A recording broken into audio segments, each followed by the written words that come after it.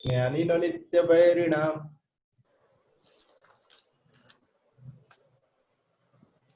कामरूपेण कौन्तेय दुष्पूरेणानलेन च।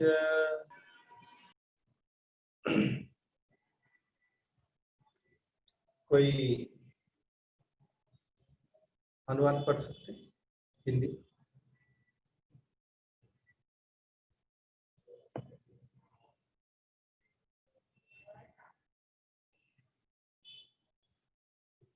सिद्धेश प्रभु, हिंदी भगवत गीता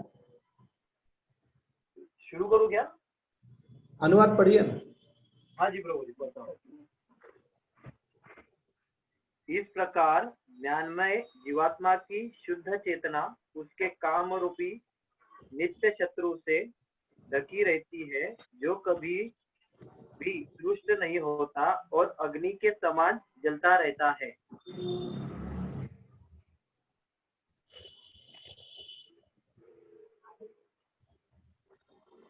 आज इस श्लोकों में जो पिछले समय पर हमने मंगलवार को चर्चा किए थे काम के आवरण के विषय में, उसी काम को आवरणों के गुणों की चर्चा हुई है। तो इस कर्मयोग में ये काम की चर्चा क्यों हो रही है? आपने नजर दिया होगा कि किस प्रकार अर्जुन जो इन्हीं के शुरुआत में ही, इस तीसरे अध्याय के शुरुआत में ही जिन्होंने युद्ध न करने के कारण को प्रस्तुत किए थे और उन्होंने कहा कि मैं बुद्धियोग कर मैं अपने जीवन को, या दूसरे शब्द में कह दिया जाए, मैं जंगल में जाकर ध्यान साधन कर मैं अपने जीवन को सफल करूंगा, ना कि मैं किसी भी प्रकार के कर्म करने में मैं प्रवृत्त हूँ जिससे मैं अनेक प्रकार के पापाचार्य कार्य में लिप्त हो जाऊंगा। इसलिए अर्जुन के ये जो तर्क जो थे, ये अर्जुन के तर्क को भगवान समाधान करने के लिए कर्मयोग की महिमा को या कर्मयोग के आवश्यकताओं को भगवान ने जोर देकर उन्होंने समझाए कि किस प्रकार तुम्हें कर्मयोग करना अनिवार्य है, कंपल्सरी। ये कर्मयोग इस प्रकार है जो ज्ञान योग और कर्मयोग दोनों मार्ग में कर्मयोग कर्म करना अनिवार्य है। तो उसी की चर्चा करते हुए भगवान तीसरी अध्याय के 35 नंबर श्लोक तक जब विराम हुए तो 36 नंबर से अर्जुन के मन में एक संदेह उत्पन्न हुआ था कि कर्म योग करने के बीच में कुछ ऐसी शक्ति है जो कर्म योग करने नहीं देता, जो कर्म भोग करने के लिए मजबूर करता है। कर्म योग नहीं होता, कर्म भोग हो जाता है।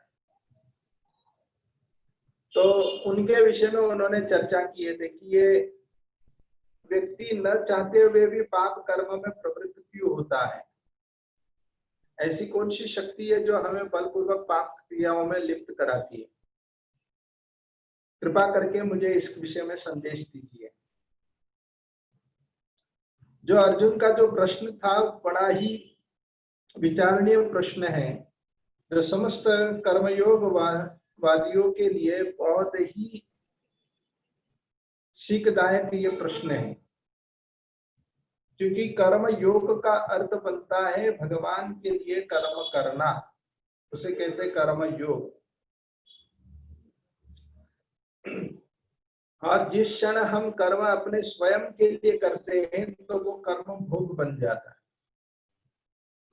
तो इसीलिए अर्जुन ने तो सुन लिया कर्मयोग करना चाहिए, मगर कर्मयोग भगवान के लिए करने के लिए जब हम कर्म करते हैं तो कभी ऐसा भी होता है कि बलपूर्वक हमें दूसरे पापाचार्य कार्य में कोई ऐसी शक्ति हमें खींच कर लेकर जाती है।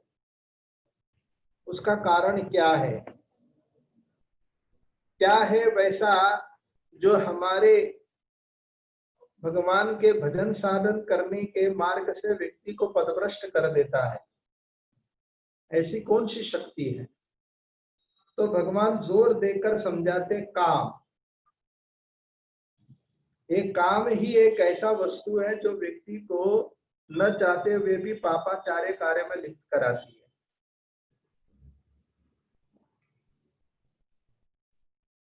इसलिए काम के विषय में यहाँ पर भगवान उल्लेख करते, कामेशा क्रोधेश। ये काम और क्रोध जो है दोनों भी परस्पर एक ही परिवार के बंधु हैं। और जब कामना उत्पन्न होती है तो उसकी चाह को पूर्ण करने के लिए व्यक्ति जो कार्य करते हैं वो कार्य जो होता है वो विवश होके कर बैठता है। और वो विवश होके कर बैठता है तो उसी को कहते हैं एक ऐसी राजसिक शक्ति जो उसे उस कार्य में लिप्त कराती है। तो ये कामना जब हृदय में उत्पन्न होती है, कामना कौन सी कामना? भगवान को छोड़कर कुछ और कामना की अगर इच्छा जगाते हैं तो निश्चित है कि वो कामना व्यक्ति को पापाचार्य कार्य में लिप्त कराती है। तो वही है वो काम। ये काम को कैसे समझा जाए? तो कहते ये काम एक ऐसा आवरण है जो व्यक्ति के जीवन में आवृत करके रखता है। तो वो आवरण क्या है? तो जो कल पिछले ही सत्र पर हमने जो चर्चा किए थे, ये एक ऐसा आवरण है जो अग्नि में धुआं, दर्पण में मल या दर्पण में धूल और गर्भ में शिशु, ये सारे ये सब आवृत रहता है। अग्नि धुएं से आवृत रहता है, दर्पण धूल से आवृत रहता है और जो गर्भ में बैठा हुआ शिशु वो गर्भ से आवृत रहता है। तो ये सारे आवरणों का लक्षण बताकर इसके द्वारा वर्णन कर रहे कि ये बड़ा ही अलग अलग प्रकार के आवरणों की मात्राएं हैं। तो इसे आप राजसिक, सात्विक, राजसिक, तामसिक के साथ तुलनात्मक कर सकते हैं। जो भगवान के जो शुद्ध भक्तगण हैं वे ये तमाम प्रकार के आवरण से परे हैं, मगर जो शुद्ध भक्ति के मार्ग में यानी कि जो साधना के स्तर पर है वे प्रथम श्रेणी पर आते हैं। और जो व्यक्ति पार्ट टाइम भक्ति करते हैं, फुल टाइम भक्ति नहीं करते, उनका डिवोशन पार्ट टाइम है, तो वो धूल और दर्पण के साथ तुलनात्मक किया गया है। मगर जो अपने जीवन में भक्ति करने का थोड़ा भी रुचि नहीं दिखाता है तो उनकी तुलनात्मक गर्भ के भीतर बैठा हुआ शिशु के साथ तुलनात्मक किया है। तो भगवान कहते ये आवरण है जो व्यक्ति को कर्म योग में बाधाएं देती है। अच्छा, कर्म योग करने में कैसी बाधाएं देती है? क्योंकि कर्म योग करने के लिए व्यक्ति को ज्ञान की आवश्यकता है, मगर ये कर्म योग करने के लिए ज्ञान के ईंधन के मोटर को बंद कर देता है, उसे आवृत कर देता है। इसलिए जो 38 नंबर श्लोक में जहां पर शब्द समाप्त हुए उसी शब्द को लेकर भगवान 39 नंबर यानी कि आज के श्लोक में आरंभ करते हैं। यथा बिनावृतो गर्भस्तथा तेनेदम आवृतम, आवृतम, और वही आवृतम ज्ञानम वेत्तेन ज्ञानिनो नित्य वैरिणा कामरूपेण कौन्तेय दुष्पूरेण अनलेन च। कृष्ण कहते हैं आवृतम ज्ञानम, ज्ञान को आवृत करता है, ज्ञान को ढक लेता है। तो ये आवरण करता क्या है? जहां पर हमने चर्चा की है, जो अग्नि धुएं के कारण ढक जाती है, दर्पण धूल के कारण ढक जाता है, तो उसी को ही आप तुलनात्मक कर सकते हैं ज्ञान के साथ। तो जीव के जो ज्ञान जो होते हैं उसके ऊपर काम के आवरण गिरने के कारण उनके ज्ञान ढक जाते हैं, और जब ज्ञान जब ढक जाता है तो व्यक्ति शुद्ध बुद्ध खो देता है, और शुद्ध बुद्ध खो देता है और केवल विभिन्न प्रकार के विषय भोग के कार्य में लिप्त हो जाता है। और फिर वो कहता है कि अरे हम न चाहते हुए भी पाप हो गए। हमें अपने जीवन में दुष्कर्म रोकने के लिए ज्ञान की आवश्यकताएं है, लेकिन ज्ञान ही अगर छुप गया है तो कैसे पता लगेगा? जैसे कि अंधकार में यदि कोई अगर कोई कार्य में लगा है तो अंधकार में वो ठीक से नहीं कर सकता। उसे अगर कार्य अगर ठीक से करना है तो उन्हें करना क्या होगा? उजाले की आवश्यकता है, तब जाकर वो ठीक से सब कार्य व्यवस्थित कर सकता है। वैसे ही यहाँ पर जो अंधकार जो छा गया है, वो छाने का कारण क्या है? काम, जो व्यक्ति के ज्ञान को ढक लेता है, और वो ज्ञान का प्रकाश न खुलने के कारण, चारों तरफ अंधकार दिखने के कारण वो केवल उलट सुलट काम में लिप्त हो जाता है। इसलिए आप उदाहरण के तौर से आप जैसे देख सकते हैं, जैसे कि जो सर्प के मस्तक पर जो मणि रहता है वही मणि उसको मार्ग बताता है, मगर उसी मणि को, उस मणि के ऊपर यदि गोबर रख दे तो गोबर के ठेले रखने से उस मणि का प्रकाश ढक जाएगा। तो वैसे ही जीव की परिस्थिति है। तो ये जो 84 लाख योनि जो है, ये 84 लाख योनियों के तमाम जीवों के ज्ञान है, लेकिन इस ज्ञान को आवरण करके रखा है, इस ज्ञान को ढक दिया गया है। तो जितने कम मात्रा में ज्ञान को ढका है वो मनुष्य जाति है जो भगवान को समझ सकते हैं। वैसे काम को जितना व्यक्ति प्रोत्साहित करेगा उतना ही वो लिप्त होता जाएगा। तो आप देखिए इस तीसरे अध्याय के 36 नंबर श्लोक में ही अर्जुन ने क्या कहा था? प्रश्न क्या था?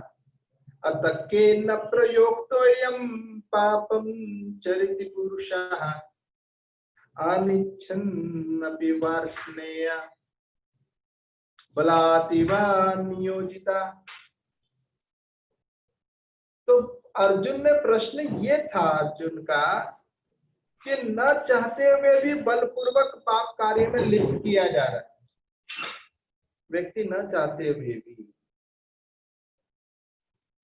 अभी जैसे एक मुद्दा आप लोगों के समक्ष यदि रख दिया जाए कि संसार में जो भी कुछ होता है सब भगवान की आज्ञा से होता है। भगवान की आज्ञा से एक पत्ता नहीं हिलता। अब आप सभी लोग इस बात से सहमत रहेंगे। यदि भगवान की आज्ञा से सभी कुछ होता है, भगवान की आज्ञा से पत्ता भी हिलता डूबता है, तो प्रश्न ये उठता है कि जितने पाप भी हो रहे वो भगवान ही करा है।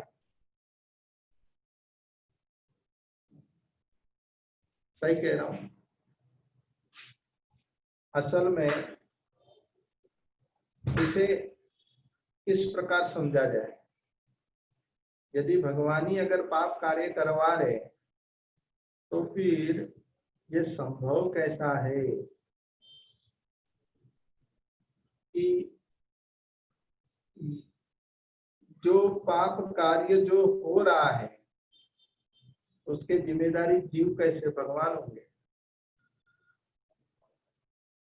तो इसे किस प्रकार समझा जाए? भगवान ने एक प्रोग्राम फिट किया है अपनी सृष्टि रचना करते हुए। वो सॉफ्टवेयर इस प्रकार है कि यदि कोई अगर अच्छे कार्य करने के लिए आगे बढ़ाता है तो अच्छे कार्य करने की सद्बुद्धि आती जाती है। यदि कोई बुरे कार्य करने के लिए कदम बढ़ाता है तो दुष्कार्य करने की बुद्धि बढ़ती जाती है, वो उसमें खींचा जाता है।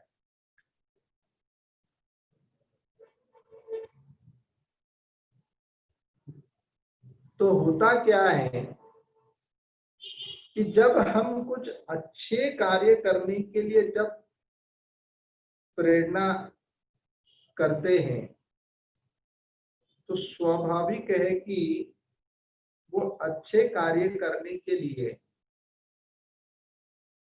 हमें भगवान ही बल बुद्धि शक्ति प्रदान करते हैं।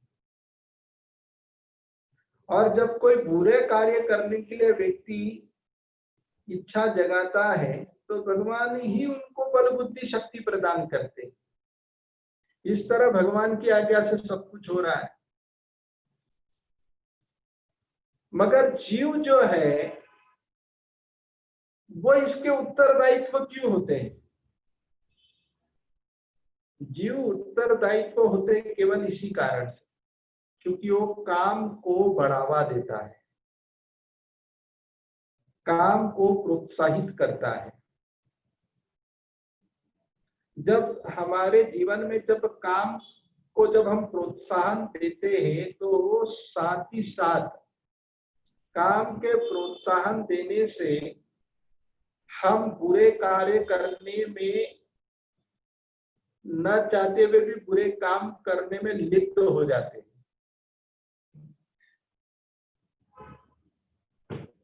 तो हम न चाहते हुए भी बुरे कार्य में लिप्त होने का कारण क्या है? क्योंकि हमने बुरे काम की इच्छा जगाई थी और उस इच्छा जगाने के बाद उसमें हम उतने उतने कदम बढ़ाते गए, इस तरह वो लिप्त हो गया। इसलिए ये जो श्लोक जो है, इस श्लोक से भगवान क्या समझा रहे, यही बात समझा रहे। यहाँ पर उदाहरण दिए हैं, तो उदाहरण क्या दिया है? तो कहते दुष्पूरेण अनलेन च।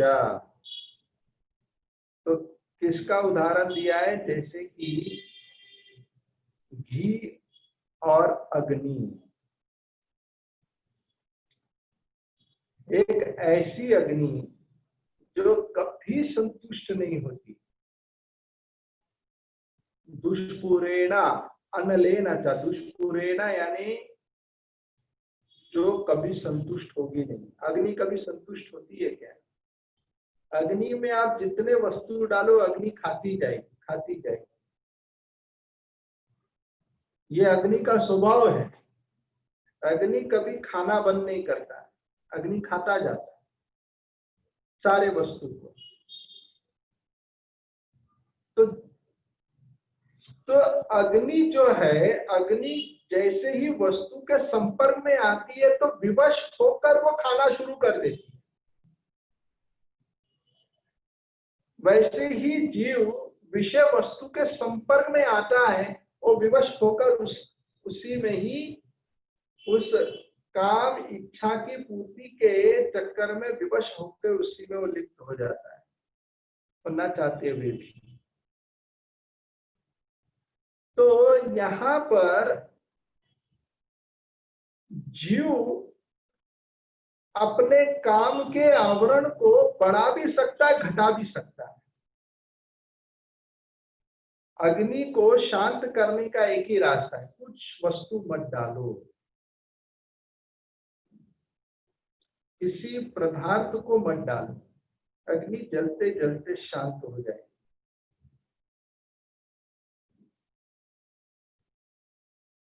हाँ, जल जब गिरता है तो पूर्ण रूप में वो बुझ जाता है। तो वो जल की तुलनात्मक इसलिए तो कहा गया है, संसार दावानल लीडलोका प्राणय कारुण्य प्राप्त से कल्याण गुणर्नवस्य वंदे गुरु श्री चरणारविंदम, वंदे गुरु श्री चरणारविंदम। तो संसार दावा, संसार को दावाग्नि के साथ तुलनात्मक किया है। संसार दावा नललीढ़ लोका, जैसे जंगल में जब आग लग चुकी है, उस जंगल की अग्नि को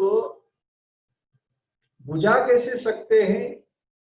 त्राणाय कारुण्य घर घनात्वम, जब घने बादल आते हैं, घन घनात्वम, जब घने बादल जब बरसते हैं तो वो अग्नि शांत हो जाती है। वैसे ही यहाँ पर विश्वनाथ चक्रवर्ती ठाकुर इसी गुरु अष्टकम में वे वर्णन करते हुए वे कहते हैं, प्राप्त से कल्याण गुणार्ण वत्सा वंदे गुरु श्री चरणारविंदम। जो घने घने बादल से जो अमृत बरस रहा है, ये गुरु के कृपा के बरोबर है। जो गुरु की कृपा जब बरसती है तो अग्नि पूरी तरह बुझ जाती है।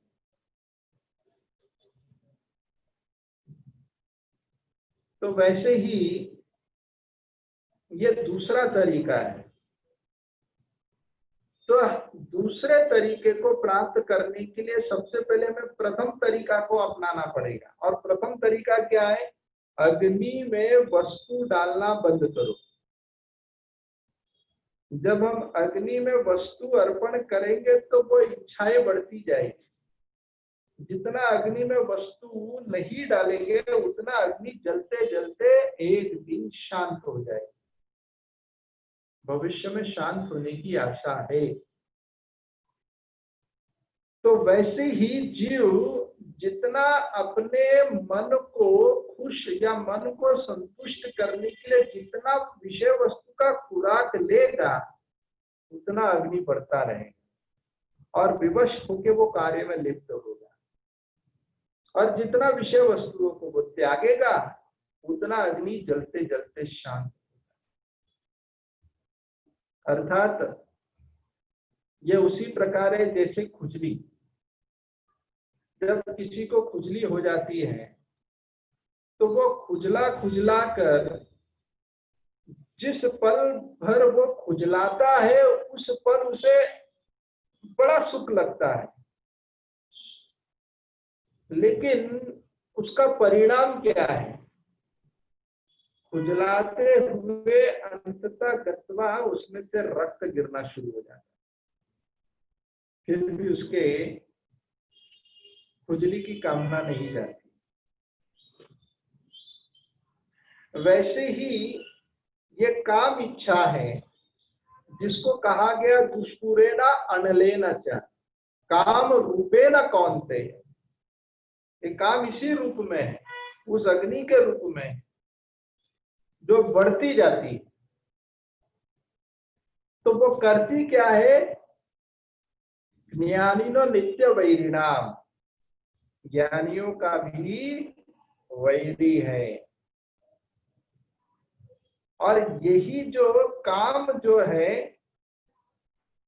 बड़े से बड़े अच्छे खासे जो ऊंचे स्तर पर जो व्यक्ति है, उनको भी झुकाने में वे सशक्त हो जाती है। ये काम इस प्रकार है। जैसे रामायण में जिस समय कैकेयी ने जब ये वचन दिए थे, रामायण में कैकेयी ने कह दिया, जाओ, मेरा ये कहना है कि 2 वचन पूरा करने के लिए तुम्हें ये करना ही होगा। प्रथम वचन में तुम्हें भरत महाराज को राजगद्दी देना, दूसरा वचन तुम प्रभु रामचंद्र जी को 16 वर्ष के वनवास के लिए भेज दिया जाए, 14 वर्ष के वनवास के लिए उन्हें भेज दिया जाए। अब यहाँ पर प्रभु रामचंद्र जी के वनवास के लिए उन्होंने ये तर्क रखे। तब उसी समय सुमंत जी वहां पर थे। सुमंत जी देख रहे थे कैकेयी के आहट को। सुबह सुबह उठते ही प्रभु रामचंद्र जी बिना कुछ खाए पिए, बिना दातुन किए उनको वहां से रवाना होने कह दिए। प्रभु रामचंद्र जी उठकर जाने की तैयारी कर रहे थे। माता सीता भी कहने लगी मैं भी जाऊं। अब माता सीता को जीवन में उन्होंने कभी वल्कल वस्त्र पहने नहीं थे,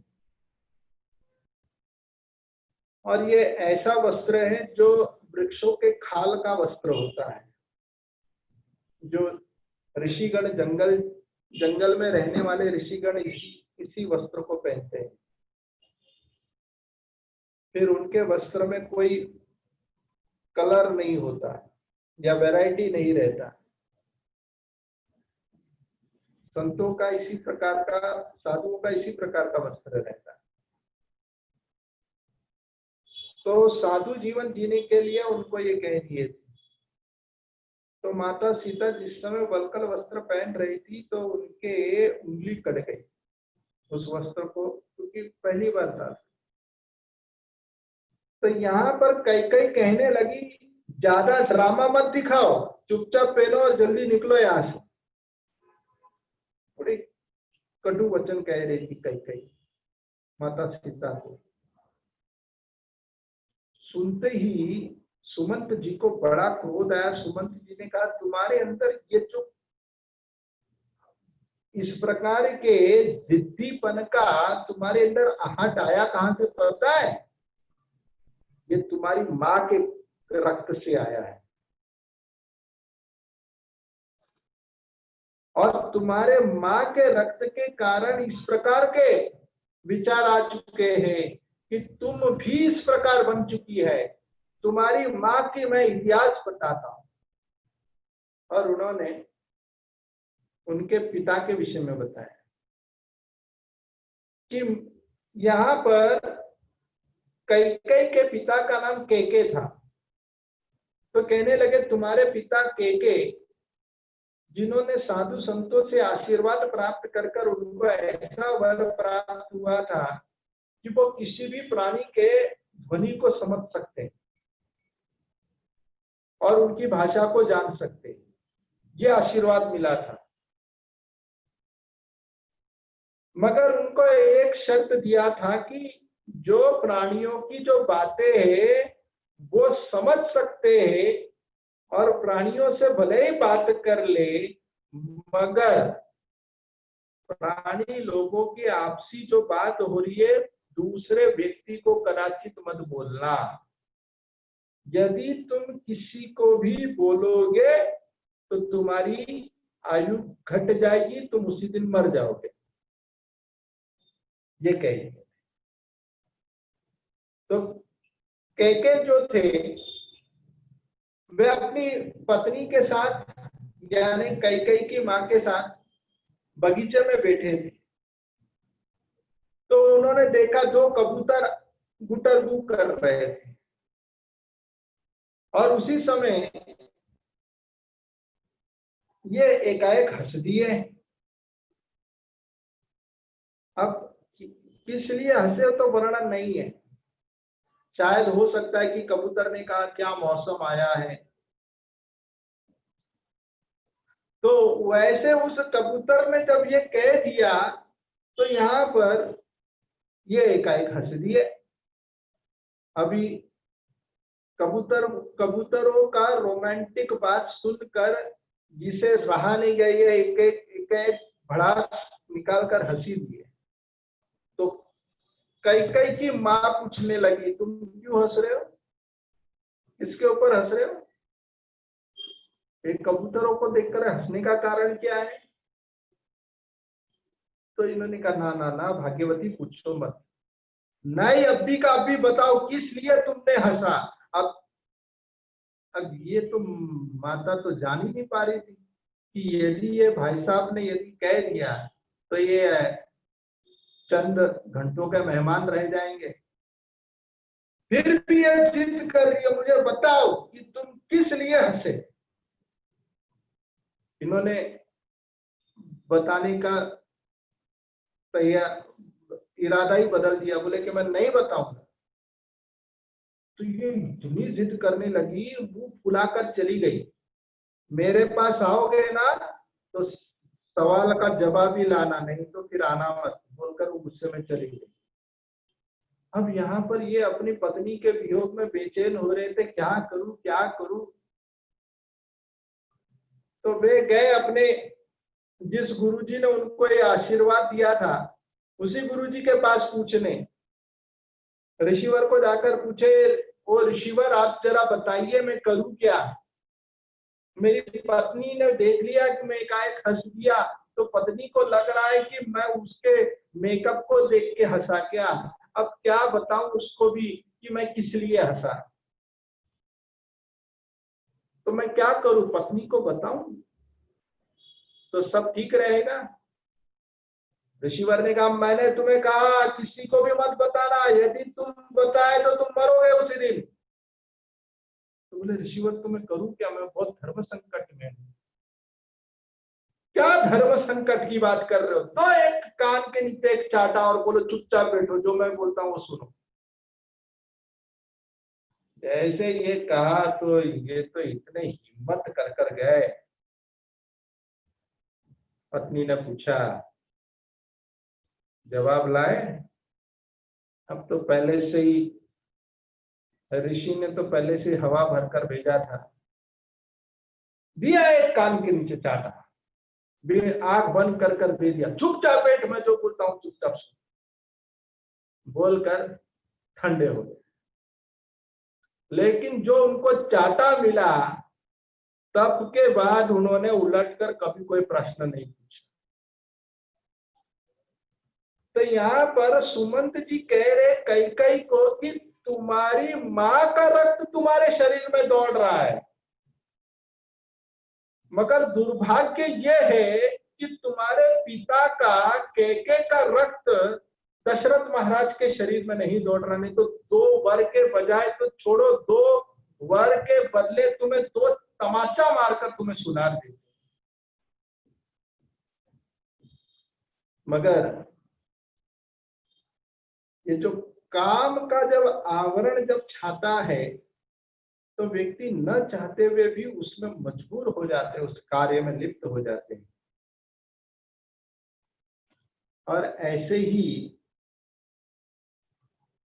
यहाँ पर जो कृष्ण जो शब्द उपयोग कर रहे हैं उसी काम के विषय में बता रहे हैं कि ये ऐसा दुष्कर प्राणी है या एक ऐसा दुष्कर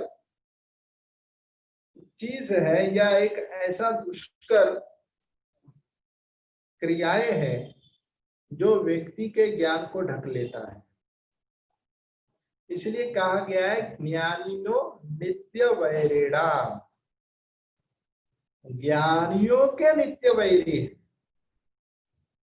ज्ञानियों के नित्य वैरी यानी कि जो व्यक्ति अध्यात्म मार्ग में प्रगति करने को चेष्टा कर रहे हैं, उनके लिए सबसे बड़ा शत्रु है ये काम। इसलिए इंद्र भी करते क्या हैं, जो ज्ञान के मार्ग में या जो अपने जीवन में ज्ञान अर्जित करते हुए जब तपस्या बल शक्ति प्राप्त करने की जब चेष्टा करता है, तो इंद्र अपने कामदेव के एजेंट के द्वारा उनके ज्ञान को हरने का प्रयास करते हैं। तो जब ज्ञान जब हर लिया जाता है तो वो व्यक्ति अपने पद से पदभ्रष्ट हो जाता है, गिर पड़ता है। ऐसे यहाँ पर जो ज्ञानीनो नित्य वैरी नाम, ये जो शब्द जो है ये उन लोगों के लिए है जो व्यक्ति बड़े अच्छी तरीके से ऊंचे पदवी में, मगर वो ऊंचे पदवी से गिर पड़े हैं। जैसे नामुची जो थे, वे इतने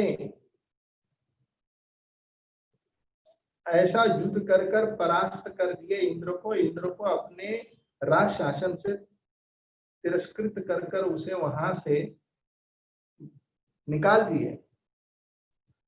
और यहाँ पर उनकी पत्नी सची को उन्होंने अपना अर्धांगिनी बना लिया, बनाने की चेष्टा की है।